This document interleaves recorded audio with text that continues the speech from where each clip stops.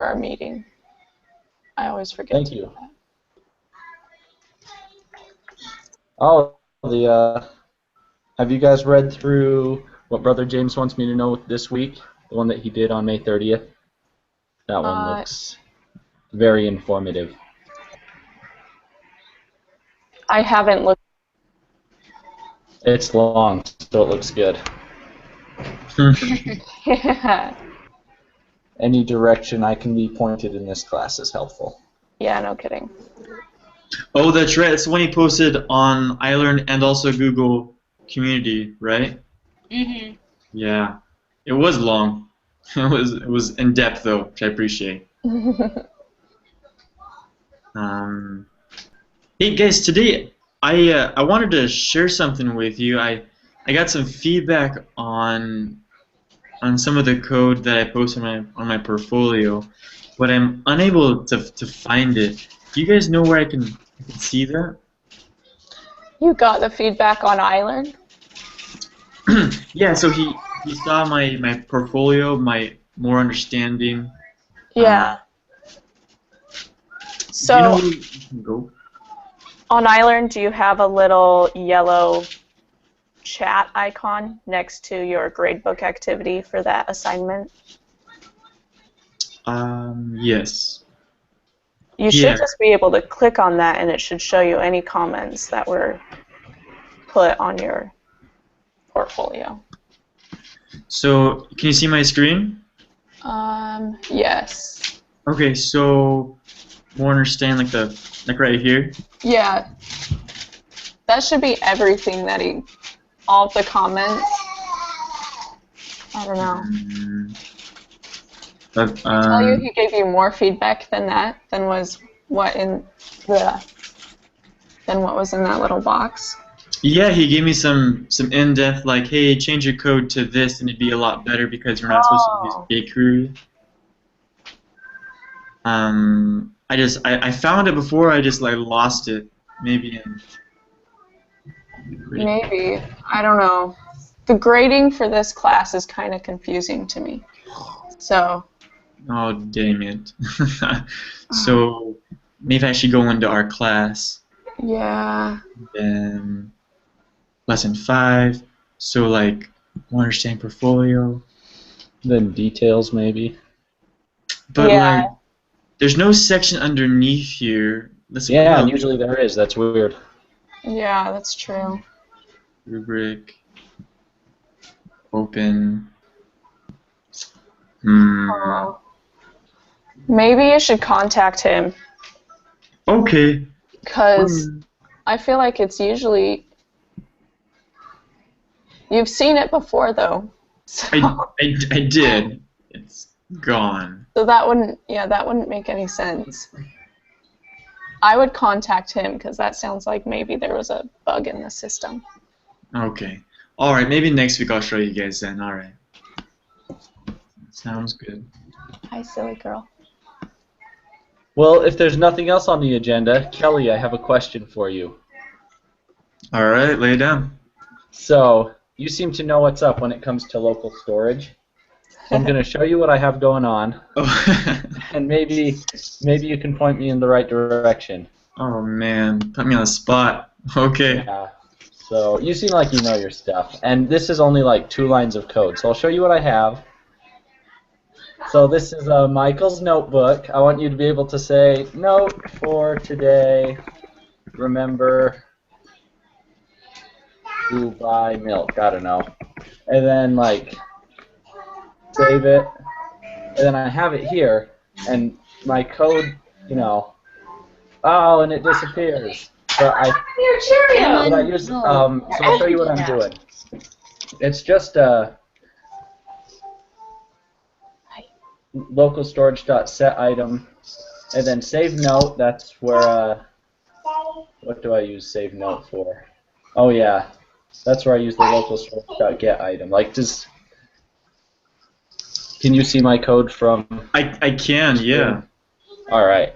So yeah, I'm not sure why it's not saving my notes in my local storage. That is strange. Because everything works. Like I can do the note and save it, and then it's there, and then I can change the note, and it's there, but then when I refresh, oh, it disappears, and I want it there in local storage. Oh, dang it. Huh. Let's compare it to what I have. Is this? Because it saves it for a little bit, and that's good. Is it session storage or is it local storage? I use local storage.set item, and then local storage.get item. You know, one thing that I didn't think about until just now, I don't know why I didn't think about this, is it's in a function that's only called when you press the button. So maybe the get item has to be outside of the function, so it's like running all the time. I don't know. I'll have to look at your code and try to figure it out. Okay, let's see. I'm sharing my screen too. Cool. Let me take a look at that. So yeah, I'll upload mine, which it should be basic too.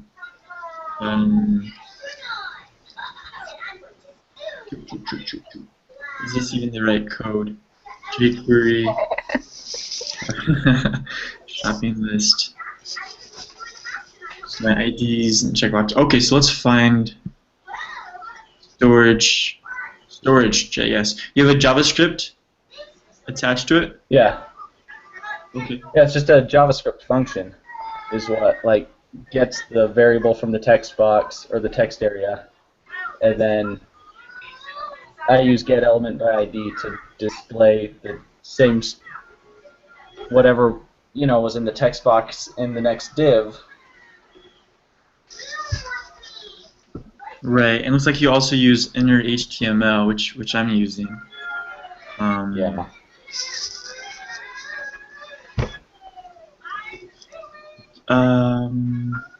Is your stuff inside of functions? Yeah, it looks like it is. It is in a function, yeah. Huh. I'm just saving it else? as a list. What else it might be is I'm only doing this using XAMPP on and the Apache or whatever, however you say that. So maybe it only works when you actually put it on the website instead of just. I'll have to try that sometime. It should be on your local computer too. See, our codes are very different, and that's tough. Yeah. To compare. It is. Well, I'll have to fiddle with it more later. Okay.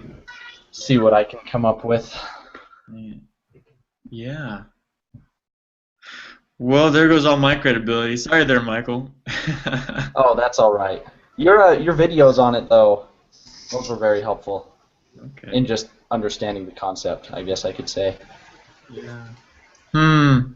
Okay. All right. Well, I guess one step forward to getting it right is understanding all these different pieces of code. Yeah. We all do it so differently. That's the hard part for me when looking at other people's code. Yeah.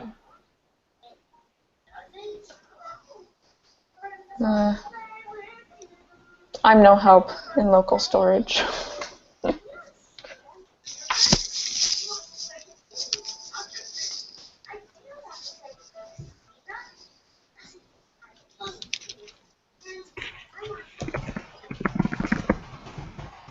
All right.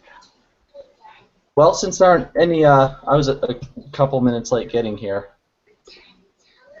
But do we have another agenda for this meeting today, since I saw there weren't any teaching topics this week? Hold on a sec. So I prepared a little teaching topic. Oh, Which awesome. week are we on? Are we on week 6? That's what I thought we were on. I thought we were on week 7.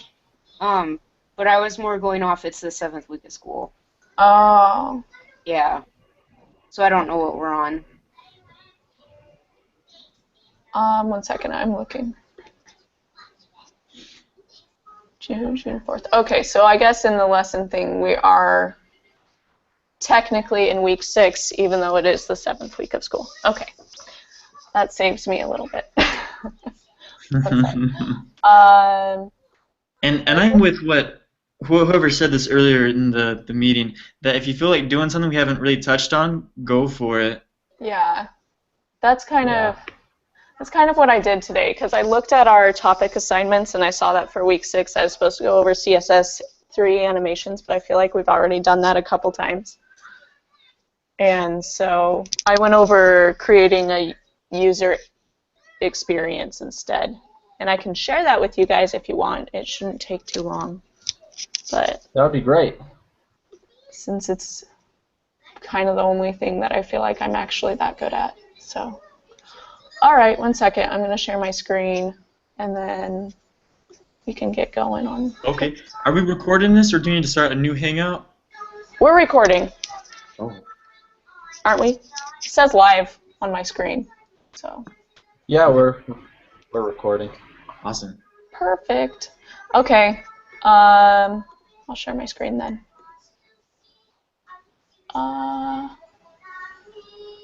Okay. Can you guys see my screen? You should Yes. see yourselves, I guess. All right. So I created just a little list here as to what I do for creating a user experience whenever I need to start designing something new. And so basically this is the process I work through when I'm creating something. So it reads from top to bottom. So I start with researching, then I sketch, and I sketch a lot, and then I create a low fidelity prototype, and that's also the time when I start coding or when I've worked with different teams, like in my, oh man, what's that word? Internship. In my internship, other people did the coding and I was just the designer, so it worked a little differently. So this is when the code would start, when the low fidelity prototype begins, and then we would test and maybe present to the client our basic ideas, and then fix issues that the client gave or that the testing came up with, and iterate those in sketches as well as in our code, fix them, and then create a high fidelity prototype, present that to the client, and fix any issues from the high fidelity prototype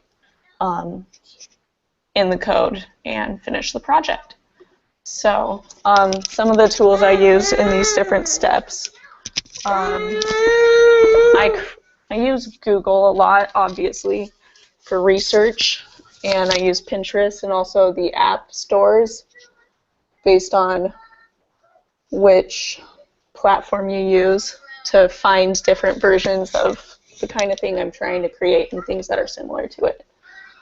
Save those notes and those images so that you can look back on them, and then start sketching with paper and a pencil. I put a napkin in here because J.K. Rowling started writing Harry Potter on a napkin, and that makes me laugh. And then create your low fidelity prototype, which can be created on paper or digitally. I usually do mine digitally just because then it's easier to create the high fidelity off of it. And once you've tested your low fidelity prototype, then create the high fidelity and update it, and then build the prototype so that you can present it to a client. It's usually the easiest way to show them what the final application should be, and then you can finish things up from there. So just some examples, I guess, of how I've gone through this process. This is a process book that I've had to create for one of my classes this semester that explains kind of how I've made some of these things. And this one isn't in relation to an actual application, but the process is still the same. So I start with finding a bunch of examples and taking notes on different things that I like. about those examples or things that I hate about those examples. I take lots of notes and find lots of examples. So this project was creating a baby, how to diaper a baby poster. Anyways, this is my daughter and my husband going through the process of doing that. Oh. And then I created some sketches based on the process and what the how-to poster needed to show, right? And then at this point, I would create a low fidelity. I guess this is the low fidelity poster, and this is the first iteration of that low fidelity poster in digital, and this is another one that didn't get used. And then after that, you know, you iterate some more, and you finish it up. Anyways, earlier in this class, I created for my own elevator pitch. This was my low fidelity prototype for that, which was the bucket list one. And I just made it. It probably took 10 minutes, you know, sketching it out in Illustrator. This is Envision app. I don't know if you guys have ever heard of it, but it's a high fidelity prototype builder web application. And these are some projects that I did for my internship, but this one I just did for a class, so I can actually show it to you. So I created all of these screens in Illustrator, and then using Envision app, I was able to go in and make it interactive, so you could click on different things to show different ways that the app would work. So you can see the profile for different people here. And this is the best way for me to present an idea to a client because it looks pretty realistic as to what the final application would look like. And that's basically my process. So, any questions? Did that help anyone? I don't know. Nice. Thank you for the clear visual on how you go about thinking.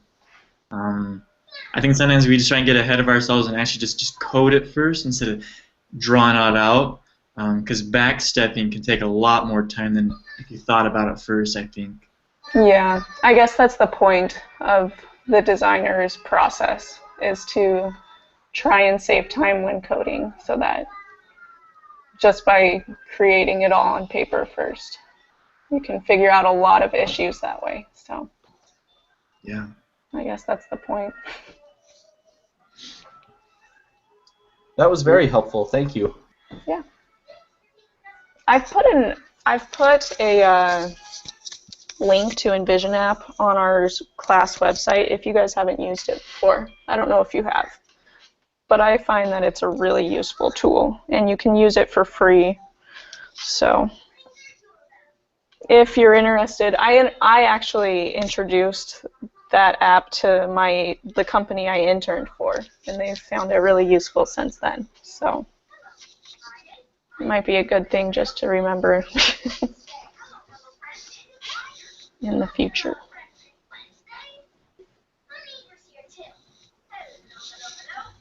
awesome. Thank you. Yep. I think, does anyone else have anything to talk about today? That wraps it up on my end. Sounds good.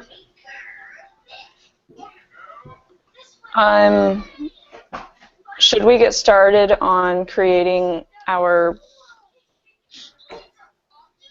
oh my gosh, our presentations, I guess, our proposals? Yeah. This week. Yeah, I think one good way to do it is, I assume we'll have to have a document or a PowerPoint or something like that. Yeah, Cassandra was paper. saying earlier that we needed just basically a document for our proposal. And we don't need a video? Cassandra said the last time she took this class they didn't need one, but I think we should, I don't know. I would It can't assume hurt things anything. haven't changed, but maybe we can ask. Yeah. So, But yeah. yeah, maybe what we could do is just. Do you guys know? Have you seen like a rubric for this document I or a list haven't. of all the stuff that it has to have? This is one thing that I find difficult about having the class being primarily on the Google community. You can't just go Yeah. in and find the assignment and look at the rubric. So I like Yeah. never know what's going on. I think we just need to have like a scope prepared, just like an overview basically, not like going into detail. We'll have this, this, and this. We just need to make sure it covers the code topics, and then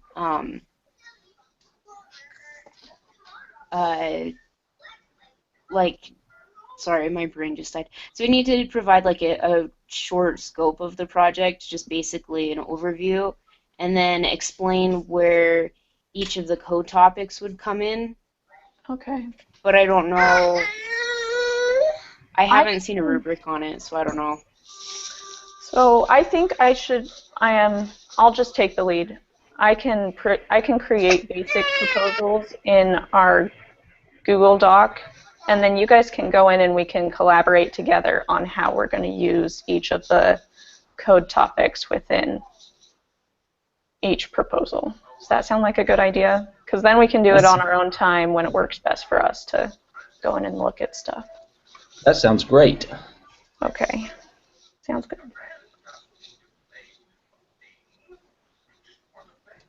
And maybe we can ask is it Brother James? Gary James, right? Yeah. We can ask him if there is a rubric that we can look at to make sure everything. That would be very helpful. Something to follow is always nice. Yeah. I get confused with everything being on Google Plus too. Oh well. Oh, life is difficult.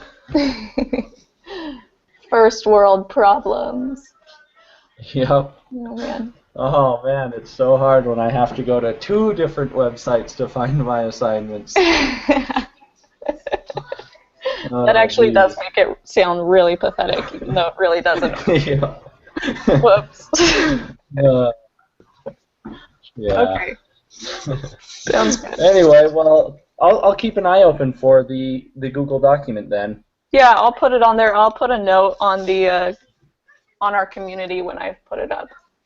Should be just later today. So. Sounds good.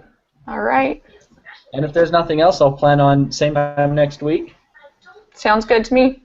All right. All right. Oh, and I'll put my stuff on the shared. No. I tried uploading something to the GitHub, but I was unable.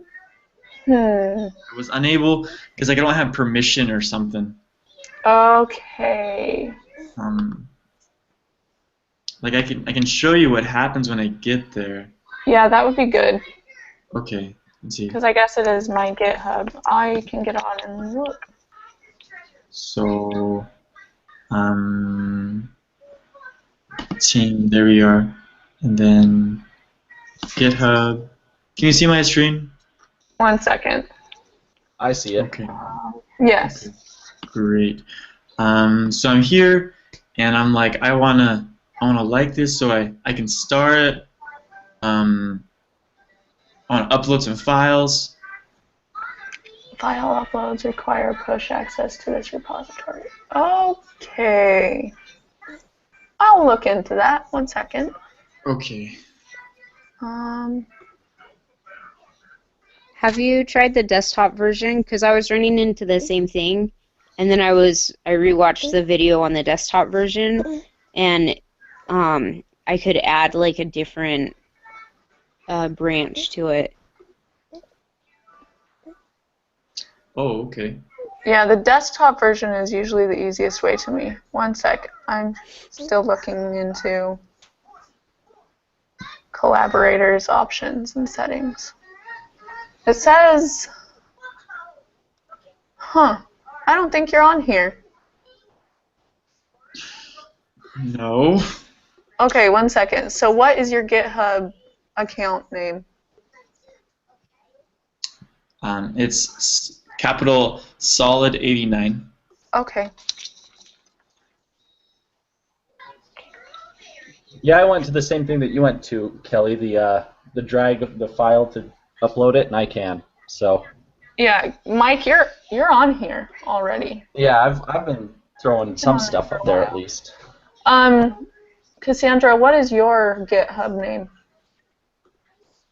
Okay, you should be receiving an invite to collaborate, and that should make it easier for you. Sorry, Kelly. Okay. All I don't know right. why that wasn't on there already. I thought we had I'm already just sent relieved. invites. I'm relieved that it wasn't on purpose. Like I'm not being. Oh, yeah. No, I don't know why. I'm confused. I thought it was already on there. So. Okay, no worries. And then so I'm on the desktop app right here. Yeah. Left. How would I upload? Oh, I gotta accept your invitation somehow. Yeah. So check your profile, see if there's any invites. My profile. Or maybe what email address is linked to this, because it might be through email. I don't know. Oh shoot, that's a good idea. Settings. Oh, you know, there it is.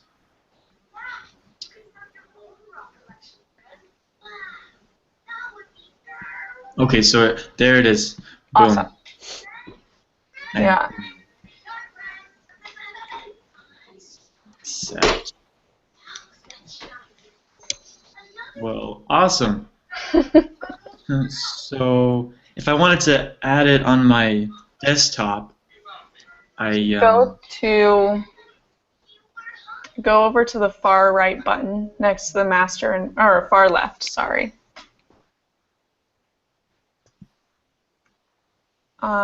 The one more over. I don't even know what to call that. Do you see how that changed to a plus sign? Oh, yeah. actually, you know what? There's an easier way to do this. Go to GitHub. Okay. Go to, click on, oh, what is it? Just click on the Team Awesome name, and then, oh, I guess it's right there. It says clone or download. Click that button and say open in desktop. Boom. And there it is. Put it wherever you want. Make sure it's in the right place, I guess. And then you should have access to it. Oh, great. Well, look at that. Very much simpler. So if I wanted to upload a program, an application that I created, like for instance the one where I said like, let's see, show your name, like this one here. If I wanted to upload this application where you type in your name and then it puts this out, how would I go about putting it on this GitHub? Make sure those files are in your local GitHub repository, wherever you just saved the Team Awesome repository. Make sure those files are in there. Oh, and then create a new branch. So a branch wouldn't put it right here, right? It would make a new folder? Okay, so on your computer, not on the GitHub, not online, make sure that the files you're talking about are in the same folder that your Team Awesome repository is locally saved in. Does that make sense? Okay. Okay, so here is the file, local storage, that I would like to upload. Okay, yeah. So how would I go about? Where are those located on your computer? What folder are they in? Oh my. Because you need to copy them or move them into your Team Awesome repository on your computer. Okay. So do you see the tutorial button down there? Have you looked at it? Yeah. That should help a little bit. I can share my screen if it would help you make sense of it. I don't know. Maybe you can Do you not know where those files are located? What folder you saved them in? No. You should search for them. You're on a Mac, yeah. Yeah, I'm on a So Mac. do a command space. Oh, it's on my GitHub. There's Yeah, it's probably a right. way you can just add it through there, but I don't know how. Oh. I've never done it that way.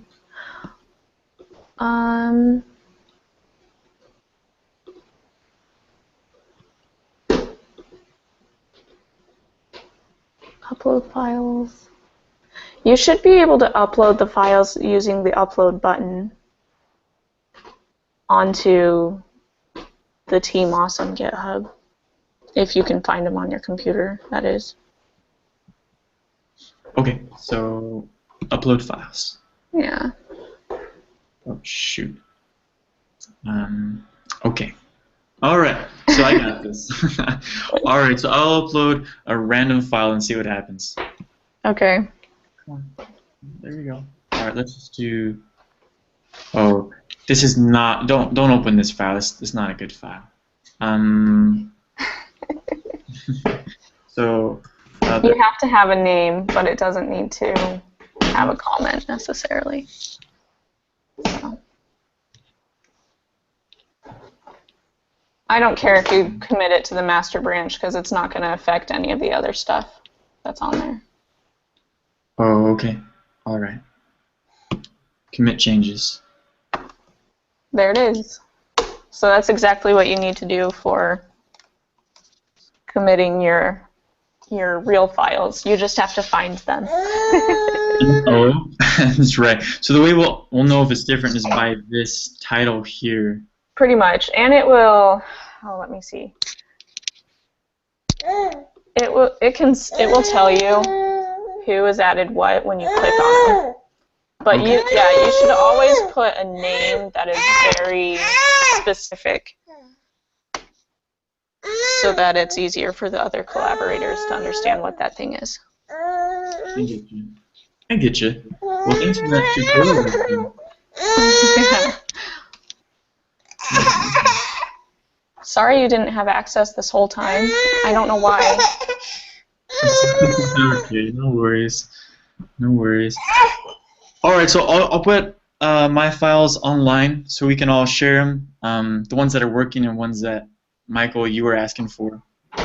Yeah, that would be very helpful. I'll check that out and try to figure my stuff out.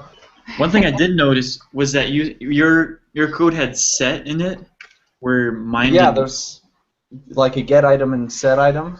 Set, yeah, mine doesn't have set item. You do use get item though? I do. All right. Yeah, I don't know my JavaScript. Let's see, JavaScript. Yeah, I use get item, inner HTML, get item by ID. Yeah, I'll But have to that's look it. at yours Yeah. and see what I can figure out.